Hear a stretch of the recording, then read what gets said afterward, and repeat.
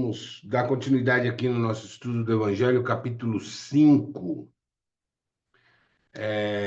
Antes eu queria saber quem que cumpriu no nosso trato, né? Que era ficar 40 dias sem reclamar e pensando na vida do outro. Difícil, né? 40 É, dias eu pedi, hein? como eu penso na vida do outro todo dia, toda hora, todo instante, e tenho pessoas que precisam muito de mim, aí eu estou sempre preocupada com o outro, estou sempre cuidando um pouco quando não é um parente, é um amigo. Mas quando você reclamar? Não, Ah! não. Só gratidão. Então tá bom. Então vamos lá. Vamos acalmando o nosso coração, elevando nossos pensamentos ao Cristo, nos concentrando, nos conectando na frequência divina e agradecendo aos irmãos do plano espiritual que aqui comparecem todas as terças-feiras dos nossos estudos, aos nossos mentores, aos espíritos de luz. Nós agradecemos e dizemos: Jesus, nosso irmão, é em teu nome que nos reunimos para o nosso estudo, com o intuito de aprimorar o nosso conhecimento, a nossa evolução espiritual. E para iniciar os nossos estudos dessa noite, vamos começar com a oração que o Pai nos deixou. Pai nosso que estais no céu, santificado seja o vosso nome, venha a nós o vosso reino, seja feita a vossa vontade, assim na terra como no céu. O pão nosso de cada dia nos dai hoje, perdoai as nossas dívidas, assim como nós perdoamos os nossos devedores. Não nos deixeis cair em tentação e livrai-nos do mal, porque teu é o reino, o poder e a glória hoje e sempre. Que assim seja. Então, hoje nós vamos dar continuidade no capítulo 5, o tópico 18, instruções dos espíritos, bem sofrer e mal sofrer. E a Carol vai fazer a gentileza de ler para a gente.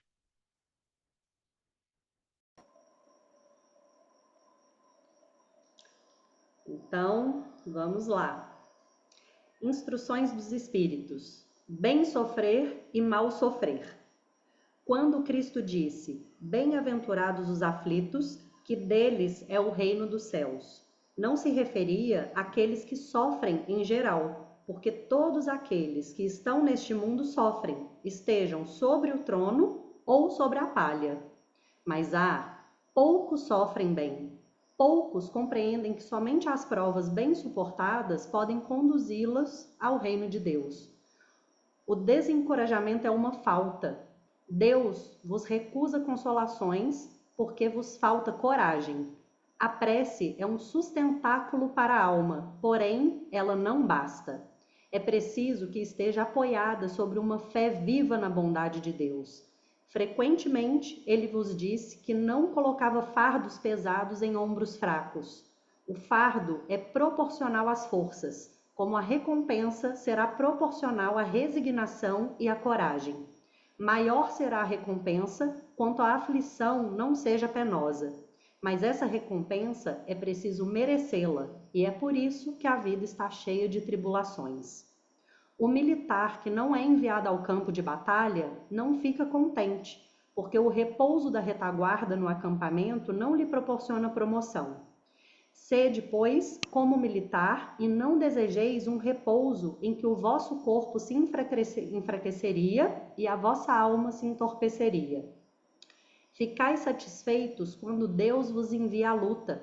Essa luta não é o fogo da batalha, mas as amarguras da vida, onde é preciso, algumas vezes, mais coragem do que num combate sangrento, porque aquele que ficaria firme diante do inimigo se dobrará sob o constrangimento de uma pena moral. O homem não é recompensado por essa espécie de coragem, mas Deus lhe reserva louros e um lugar glorioso. Quando vos atinge um motivo de inquietação ou de contrariedade, esforçai-vos por superá-lo E quando chegardes a dominar os ímpetos da impaciência, da cólera ou do desprezo, dizei-vos com justa satisfação: eu fui o mais forte.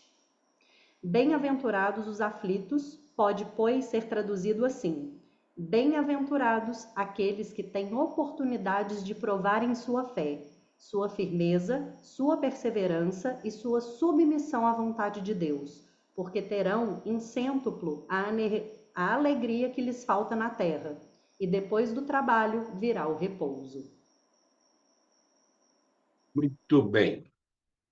Comentário desse primeiro tópico que a Carol leu. Vocês anotem e a gente fala das dúvidas todas no fim. Meu espírito vem de uma encarnação passada. Ele vem com tendências boas e ruins. Da encarnação passada para essa encarnação, eu estudei que algumas coisas não são viáveis, não são boas, não contribuem para a minha evolução espiritual. Se eu sou viciado em sexo, eu entendo hoje que esse impulso sexual que eu tenho é prejudicial ao meu desenvolvimento espiritual. Só que o meu espírito vem com tendências de abuso sexual. Ser um abusador, de abusar do sexo. Das duas formas eu vou sofrer. Das duas.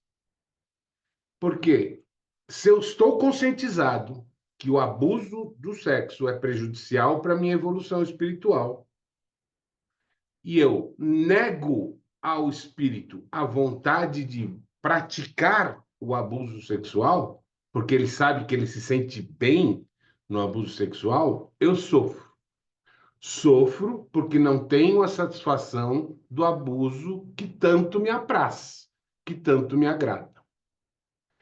Se eu cedo ao abuso sexual, à volúpia sexual, eu depois, sabendo que isso atrapalha a minha evolução espiritual, vou ter que me ver com minha consciência e dizer, putz, não era para eu ter feito isso, porque é errado.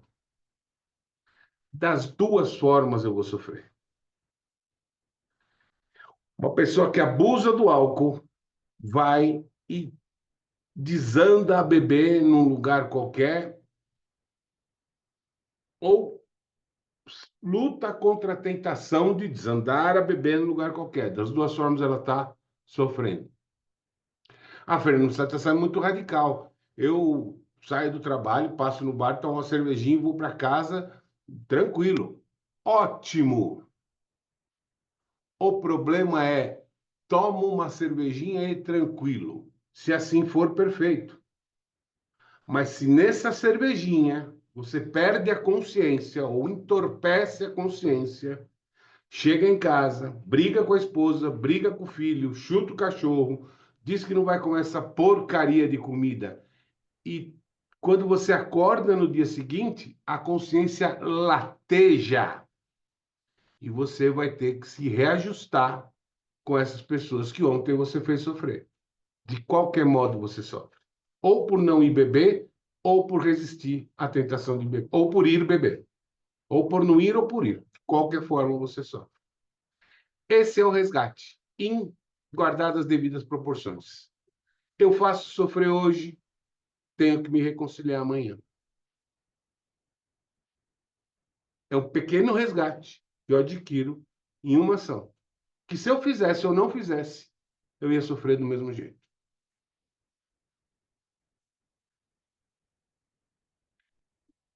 Estou concluindo. Se eu luto contra a tendência do espírito, eu sofro, mas eu sofro bem. Porque eu estou vencendo um vício, uma tendência do meu espírito. Se eu cedo à vontade do meu espírito, eu sofro mal. Porque para mim a evolução não adiantou e eu contraí uma guerra com a minha própria consciência. Sofro bem, quando luto contra aquilo que eu sei que não é certo, mas tenho tendência. Sofro mal quando tenho tendência, não resisto e pratico. Pode ir, Carolzinha. Próximo tópico: o mal e o remédio. Vossa terra é, pois, um lugar de alegria, um paraíso de delícias? A voz do profeta não ressoa mais aos vossos ouvidos? Ele não apregoou que haveria pranto e ranger de dentes para aqueles que nascessem nesse vale de dores? Vós que viestes aí viver, esperai, pois, lágrimas cruciantes e penas amargas, e mais as vossas dores que sejam agudas e profundas. Olhai o céu e bendizei o Senhor por ter querido vos experimentar. Ó homens, não reconhecereis, pois, o poder do vosso mestre, senão quando ele tiver curado as chagas do vosso corpo e coroado os vossos dias de beatitude e de alegria? Não reconhecereis, pois, seu amor, senão quando eles vos estiver adorando o vosso corpo com todas as glórias e lhe tiver restituído seu brilho e sua brancura? Imitai aquele que vos foi dado como exemplo, chegado ao último degrau da abjeção e da miséria, estendido sobre o lixo, disse a Deus: Senhor, conheci todas as alegrias da opulência e me reduzistes à miséria mais profunda. Obrigado, obrigado, meu Deus, por querer bem experimentar vosso servo. Até quando vossos olhares se deterão nos horizontes marcados pela morte? Quando vossa alma desejará, enfim, se soltar além dos limites de um túmulo? Mas se devesseis chorar e sofrer toda uma vida, que seria isso ao lado da eternidade de glória reservada àquele que tiver suportado a prova com fé, amor e resignação? Procurai, pois, consolações aos vossos males no futuro que Deus vos prepara, e a causa deles no passado. E vós, que sofreis mais, considerai-vos os bens-aventurados da terra. No estado de desencarnados, quando planáveis no espaço, escolhestes vossa prova, porque vos acreditastes bastante fortes para suportá-la, por que reclamar nessa hora? Vós que pedistes a fortuna e a glória, era para sustentar a luta de tentação e vencê-la. Vós que pedistes lutar de corpo e alma contra o mal moral e físico, é porque sabíeis que quanto mais a prova seria dura, tanto mais a vitória seria gloriosa, e que se dela saísseis triunfantes, devesse vossa carne ser lançada sobre um monturo em sua morte, ela deixaria escapar uma alma brilhante de brancura e tornada pura pelo batismo da expiação e do sofrimento. Que remédio, pois, recomendar àqueles que estão atacados de obsessões cruéis e de males cruciantes? Um só é infalível: a fé, o olhar para o céu. Se no acesso dos vossos mais cruéis sofrimentos a vossa voz cantar ao Senhor, o anjo, à vossa cabeceira, de sua mão vos mostrará o sinal de salvação e o lugar que deveis ocupar um dia. É a fé o remédio certo do sofrimento. Ela mostra sempre os horizontes do infinito, diante dos quais se apagam aos poucos dias sombrios do presente. Não nos pergunteis mais, pois qual remédio é preciso empregar para curar tal úlcera ou tal chaga, tal tentação ou tal prova. Recordai que aquele que crê é forte pelo remédio da fé, e aquele que duvida um segundo da sua eficácia é logo punido, porque experimenta no mesmo instante as pungentes angústias da aflição. O Senhor marcou com seu selo todos aqueles que creem nele.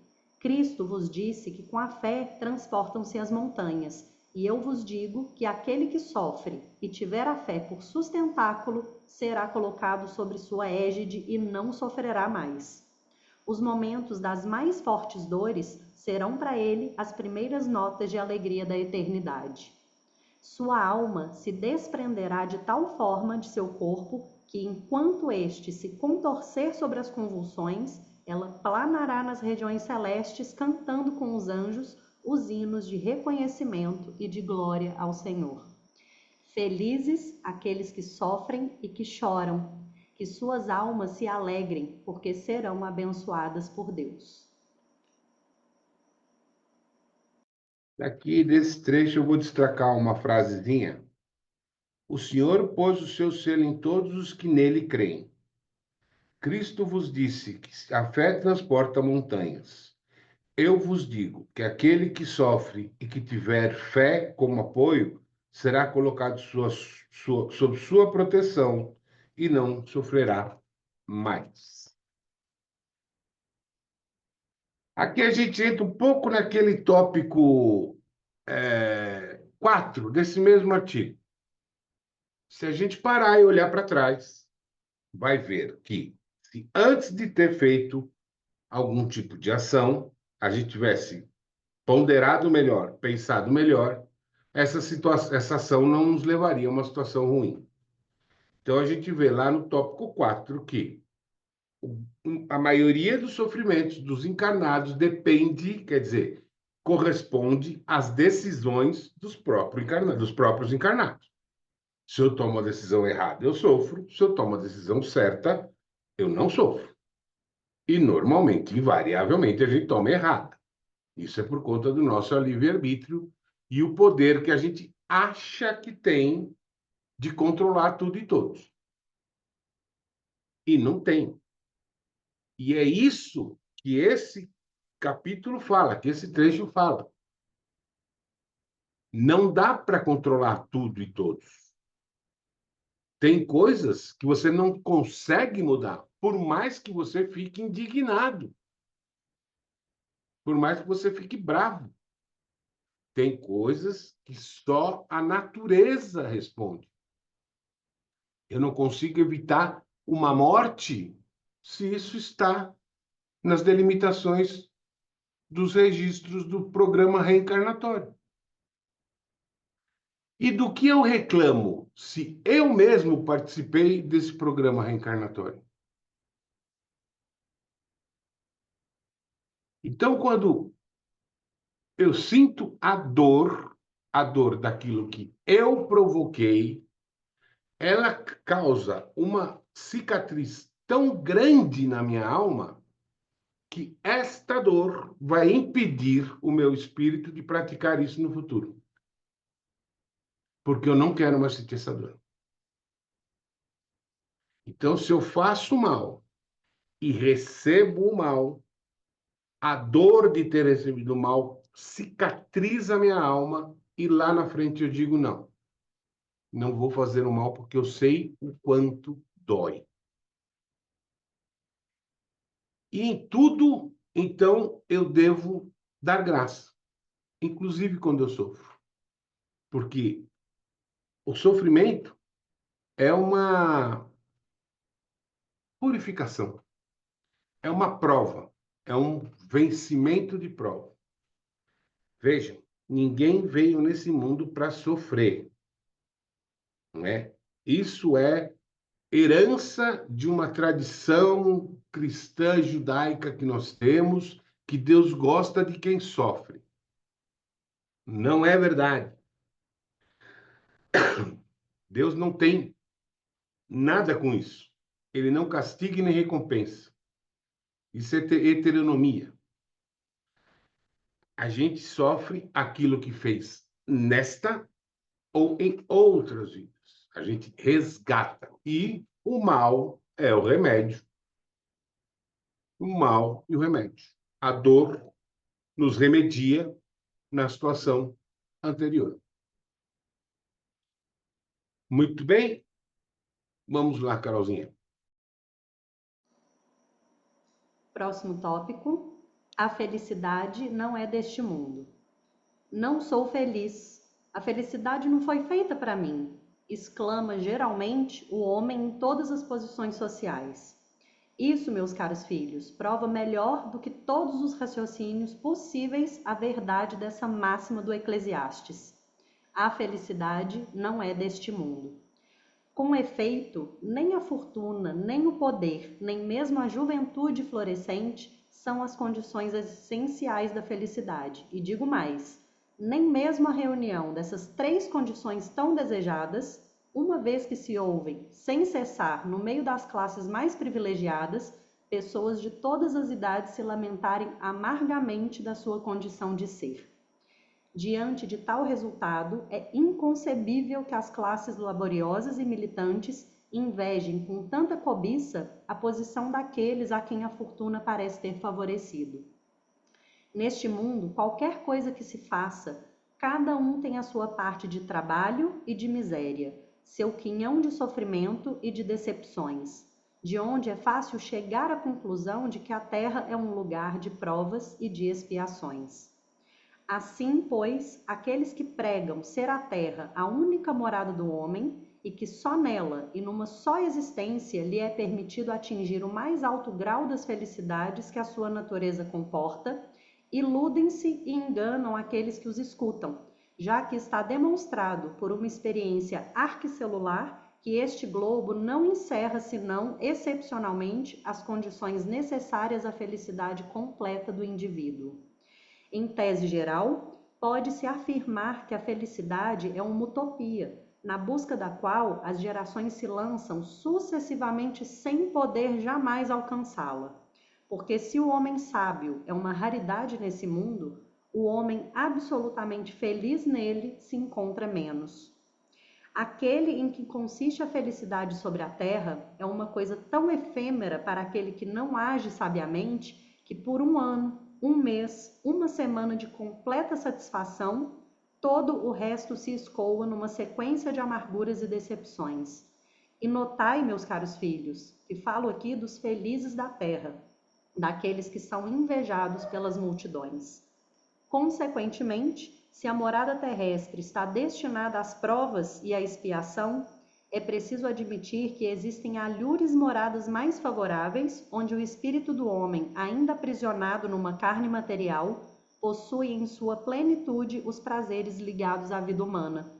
Por isso, Deus semeou no vosso turbilhão esses belos planetas superiores para os quais os vossos esforços e as vossas tendências vos farão gravitar um dia, quando estiverdes suficientemente purificados e aperfeiçoados. Todavia, não deduzais de minhas palavras que a terra esteja dedicada para sempre a uma destinação penitenciária. Não, certamente. Porque dos progressos realizados, podeis deduzir facilmente os progressos futuros e dos melhoramentos sociais conquistados, novos e mais fecundos melhoramentos. Tal é a tarefa imensa que deve realizar a nova doutrina que os Espíritos vos revelaram. Assim, pois, meus caros filhos, que uma santa emulação vos anime e que cada um dentro de vós despoje energeticamente o homem velho. Deveis tudo à divulgação deste espiritismo que já começou a vossa própria regeneração. É um dever fazer vossos irmãos participarem dos raios de luz sagrada, da luz sagrada. A obra, pois, meus bem-amados filhos, que nessa reunião solene todos os vossos corações aspirem a este objetivo grandioso de preparar as novas gerações, um mundo em que a felicidade não será mais uma palavra vã. Muito bem. Quando Jesus diz a felicidade não é desse mundo, ele está dizendo de uma felicidade de Deus. Deus vive na dimensão do eterno.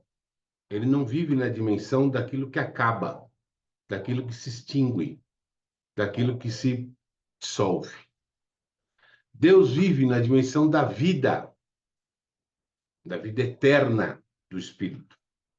Deus vive na dimensão do universo, o universo eterno, na dimensão da energia, a energia eterna.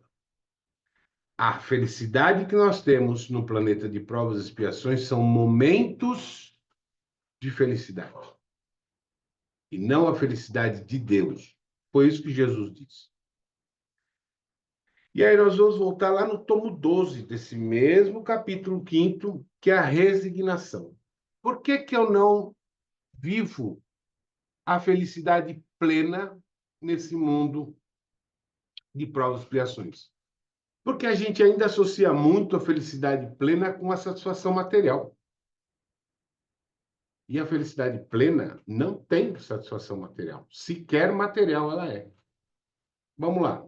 Domingo, Páscoa. Na minha casa está programado um almoço de Páscoa com a família da minha esposa, em que nós vamos comer bem, beber bem, conversar sobre um monte de amenidade, dar risada, e vou estar entre pessoas que eu amo e que me amam.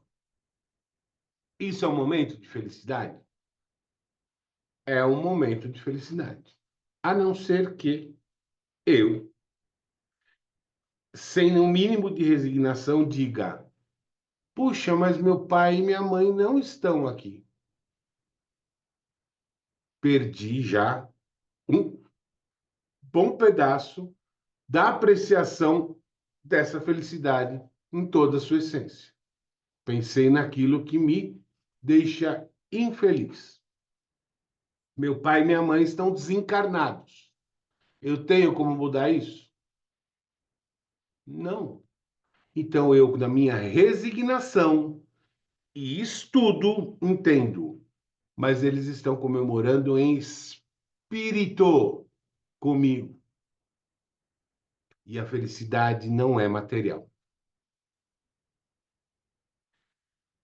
Se eu não me resigno, eu fico. Eles não estão aqui, me apego nessa tristeza e perco esse breve momento de felicidade que eu vou ter em torno daqueles que me amam. Agora, lembra que eu falei? Resiliência não é acomodação. Resiliência é se conformar com aquilo que eu não posso mudar. O desencarne dos meus pais eu não posso mudar. Mas se eu briguei com o meu pai e com a minha mãe, eu posso mudar. Então eu tenho que mudar. Eu vou lá, faço as pazes com eles, converso, peço perdão, eles pedem perdão, e essa minha felicidade fica ainda maior.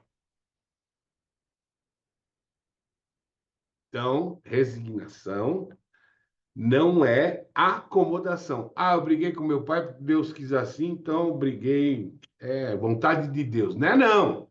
Não é não. Deus não tem nada a ver com isso. É você que está sendo turrão e prejudicando o seu futuro. E mais uma vez, gente, a gente entra na herança cultural. Deus gosta daquele que sofre. Quanto mais eu sofro, mais eu me purifico. Tem gente até que se autoflagela, cortando as costas, ajoelhando em pedras para se purificar. E isso tudo é uma grande bobagem. A espiritualidade não é sádica, não gosta de sofrimento. Ao contrário, eles sofrem quando a gente sofre. Assim como nós sofremos quando um filho da gente sofre, um irmão, uma mãe, um pai. É esse o sentimento que eles têm, e ainda maior, de amor pela gente. Então, eles sofrem também quando a gente sofre. Então, aproveitem os momentos de felicidade. Deixem de olhar a grama do vizinho. Se você tem um carro que te leva aqui a colar e o vizinho comprou um carro de última geração, luxo, super, blaster, master, ué, sorte dele. Eu tenho como mudar? Tenho, trabalhando, mas eu preciso me resignar com o momento de agora. Agora eu não tenho como mudar isso. Eu tenho que trabalhar muito para conseguir aquilo. Eu não vou ser, não adianta eu querer ser feliz com uma casa de 13 banheiros, com 5 carros na garagem. Tem uma bunda só consigo dirigir um. Entendeu? Então eu preciso me conscientizar do que é ser feliz. É ter uma casa confortável, ter uma esposa que eu amo, ter um filho maravilhoso, ter um cachorro que me recebe. Que mais felicidade eu posso querer? Ah, eu podia ser milionário. Podia, mas não sou. Mas sou feliz. Tenho felicidade. Quando eu tenho fome, eu tenho comida. Quando eu tenho frio, eu tenho um cobertor. Se está tudo proporcionado para mim, eu vou ser feliz com o quê? Se toda a minha necessidade é atendida na medida da própria necessidade. Aí eu não dou atenção. Eu não aproveito essa felicidade. Eu vou, mas o vizinho tem 3 cachorros, eu tenho um só. Ah, mas o vizinho casou com a, sei lá, nome de uma atriz aí. não sei o nome mais de ninguém. E eu sou casado com a Vanessa aqui. Me completa, é o suficiente para mim. Eu não preciso estar casado com a fulana e nem ter 3 cachorros. Eu tenho um e tá bom. E eu tenho uma mulher e tá bom. E eu a amo. Pronto, acabou. Então eu me conformo com aquilo que eu tenho. E não fico ambicionando o que é além do que eu tenho. Porque assim eu sou infeliz. E eu quero ser feliz. E o que eu tenho é isso. Então, se a minha família vai se juntar no domingo, eu tenho que olhar e falar assim: é essa família que se apresenta para o momento. Eu os amo e eles me amam. E é aqui que eu ancoro a minha felicidade. Dúvidas, comentários sobre os 3 tópicos? Antes das dúvidas, queria já ler minhas cartinhas, que, como sempre, bateram no ponto. Hoje eu resolvi tirar 2 cartas, me deu vontade de tirar 2, e uma complementa muito a outra. A primeira carta que eu tirei foi a carta da essência. E a frase que o Fê falou foi: a felicidade não é material. A felicidade real é quando você se encontra na sua essência, na sua verdade, que é aquilo que o seu espírito traz. Quanto mais a gente consegue se conectar com essa verdade, mais ali a gente encontra o caminho da felicidade. Então, vou ler para vocês o que essa carta fala. Dentro do seu coração há uma força inabalável, um ser divino que reconhece todas as possibilidades de expansão. Ouça a voz interior e deixe-se guiar pela liberdade de ser quem você é. Essa carta traz a mensagem do seu guia maior, o seu coração, a essência que reverbera todo o seu poder de manifestação da criação divina. Quando estamos em sintonia com os desejos mais profundos do nosso coração, o caminho torna-se leve e a chegada confiante. Todas as respostas que você procura estão dentro de você. Portanto, guiar-se por sua verdade é a certeza do crescimento e da elevação constante. Namorada da essência, só a verdade existe. Então agora eu vou pedir para vocês colocarem a mão no coração e sintam a energia da mão de vocês nesse chakra. E sinta essa energia se expandindo enquanto vocês mentalizam a próxima frase. Eu sou tudo o que preciso para meu maior benefício. Eu sou tudo o que eu preciso para o meu maior benefício. E a outra carta vem complementando: assumir. Continuem com a mão no coração, continuem mentalizando essa expansão. Minha escolha de crescimento agora é assumir aquilo que já é uma verdade para mim. Assumir perante eu mesma, pessoas próximas e comunidade é a próxima escolha correta nesse momento. Então, pessoal, vamos buscar nos conectar cada vez mais à nossa essência espiritual. Quanto mais a gente conseguir equilibrar esse físico com o espiritual, mais a gente encontra a felicidade no nosso caminho. Não se esqueçam disso.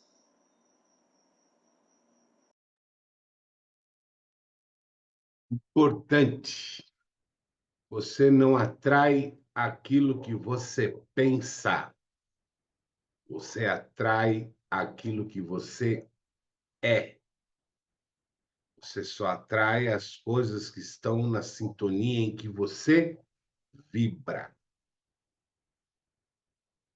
Alguém tem comentário, dúvida? Fernando, Diga.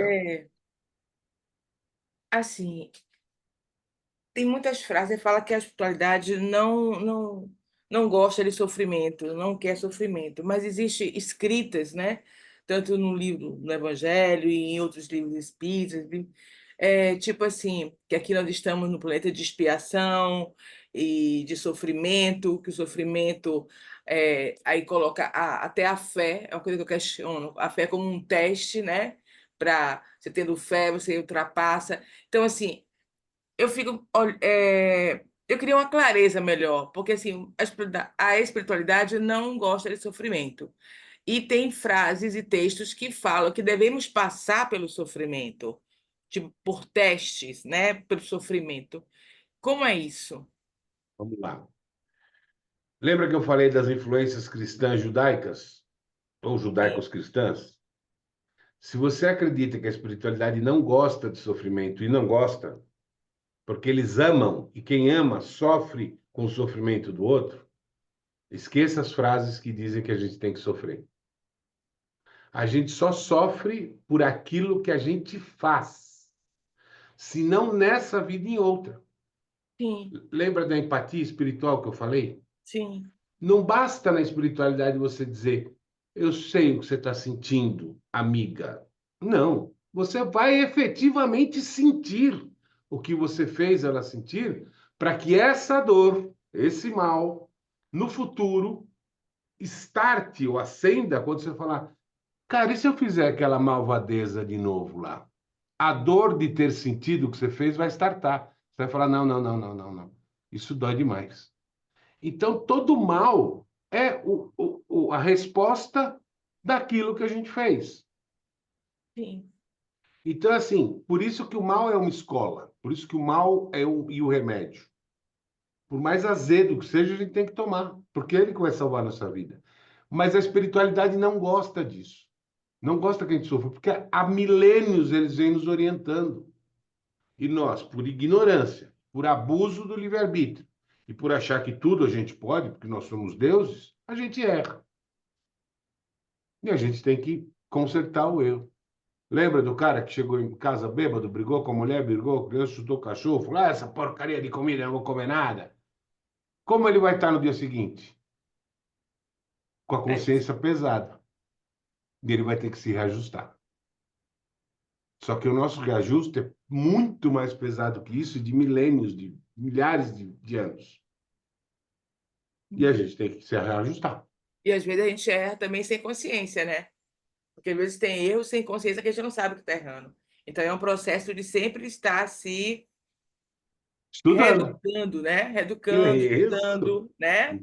Todo Estudando, tempo. vendo, entendendo por que que eu não devo fazer, por que que eu devo fazer. Mas lembre-se, não é porque você desconhece que o leão é carnívoro que ficar na frente dele não vai te comer. Sim. Então não dá para alegar desconhecimento. Dá para É alegar porque até uma boa fezinha aí, mas não tem textos desconhecimento. espíritas que trazem muito isso. Até eu sentia há um tempo atrás assim, um peso, né? Tipo assim, aqui é um planeta, nós estamos de expiação, com um peso que tem que sofrer. Eu não, sabe, isso não me reverberava, não é que tem que. A gente às vezes sofre até por um aprendizado, mas tem que, eu ficava, né? Então, como é que essa informação soou na verdade da Alice? Que não é bem assim. Joga fora. Pois é, A minha verdade não contém essa assertiva. não reverbera. Na minha verdade, eu sofro porque erro. E Sim, sofro para aprender a não errar mais. sim. Não é uma imposição, quanto mais eu sofro, mais eu Mas eu cresço, mais eu... ilumino.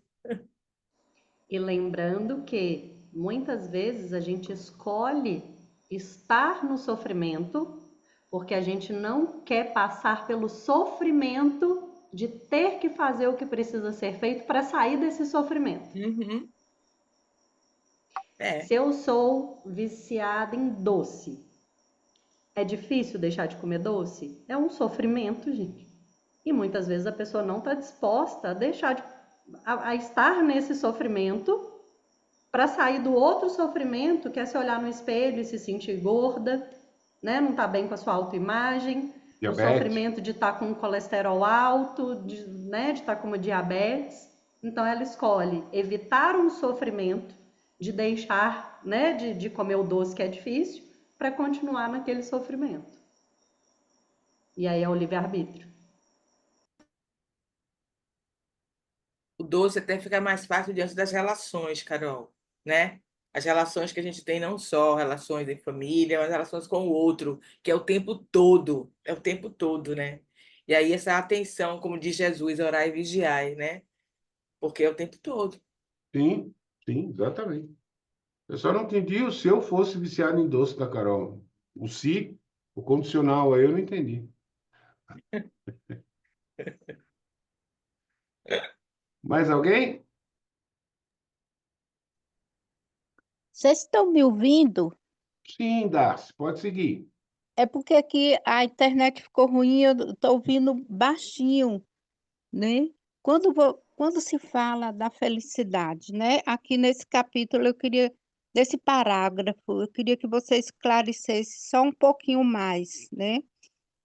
É, em tese geral, pode-se afirmar que a felicidade é uma utopia, na busca do qual as gerações se lançam sucessivamente, sem poder jamais alcançá-lo, porque se o homem sábio é uma raridade neste mundo, o homem absolutamente feliz nele se encontra menos. Nesse Eu só mundo, queria, se você buscar a felicidade nesse mundo, você vai encontrar? na verdade, a felicidade, ela não está nas coisas materiais, que você já colocou aí. A felicidade está na sua essência. E por que o homem sofre tanto na busca da felicidade? Porque ele não está satisfeito com nada. É aquilo que você falou. Quando a gente se satisfaz que tudo que você tem, você sente feliz, lhe faz bem, você fica bem. A felicidade está aí nos pequenos momentos, no momento que a gente abraça um amigo que não vê há muito tempo, no momento em que a gente compartilha as nossas alegrias e tristezas, no momento que a gente acolhe o outro, no momento que a gente escuta o outro, no momento bem difícil, né? A gente fica feliz por, por o outro estar feliz, né? Você acabou de responder a sua pergunta, meu anjo. Certo. E aí Obrigada. É eu vou, porque encon- está tão baixinho, não sei o que foi que houve, eu vou que eu estava. encontrar felicidade no que é material.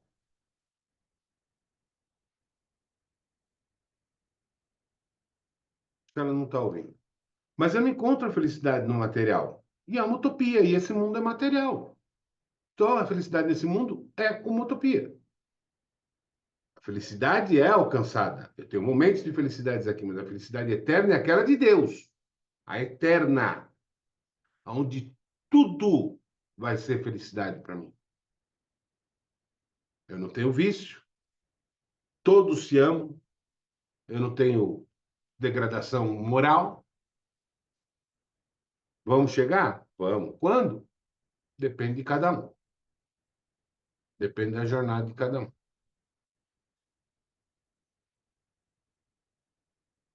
Mais alguém?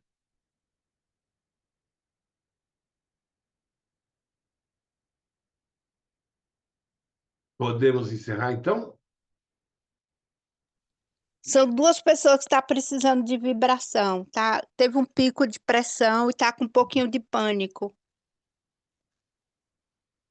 Fala o nome aí, Dez. Você anota aí, Carol.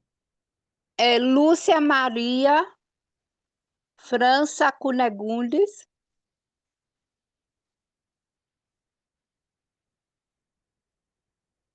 E o outro? Roberta Lotti e Antônio. Roberta Lotti e Antônio é mãe e filha. Mãe e filho estão com alguns conflitozinhos e me pediram ajuda.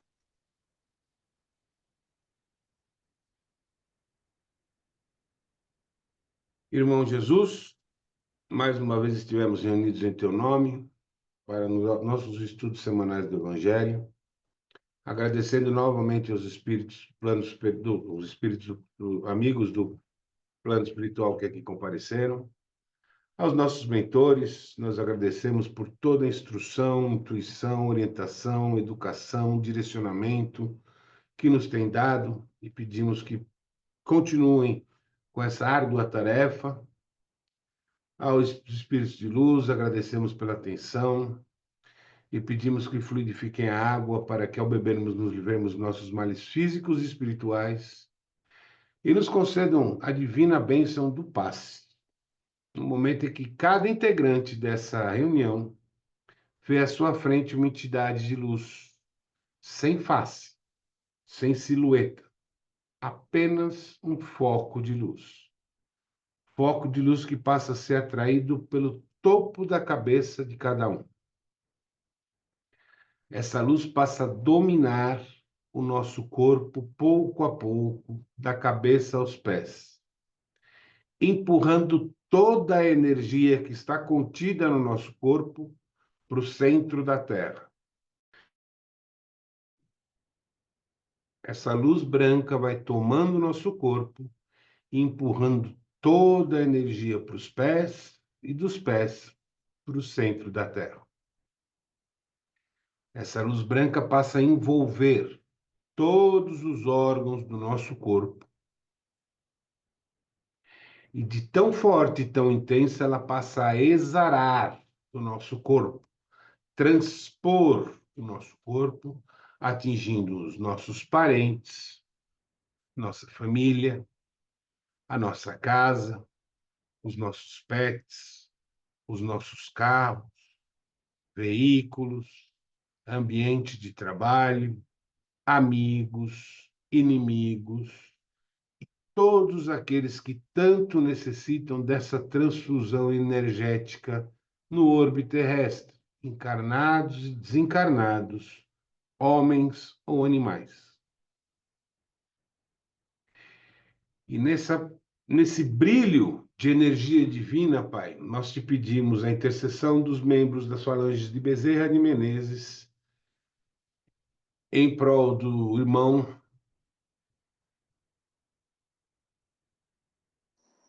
Antônio e Roberta Lotti, e a intercessão dos mentores de orientação em prol dos irmãos Lúcia Maria França, Roberta Lotti e Antônio. E assim, Pai, nós agradecemos por tudo que temos, pelo que tivemos, pelo que ainda teremos. É em Tuas mãos, Senhor, que entregamos os nossos corpos, os nossos espíritos, nossa vida, nossa saúde e nosso futuro. Pai, ilumina o nosso caminho e nos conduz por ele. Faz de nós o instrumento de vossa palavra. Que seja feita a Tua vontade. Assim seja. Graças a Deus. Graças a Deus. Bebam a água fluidificada.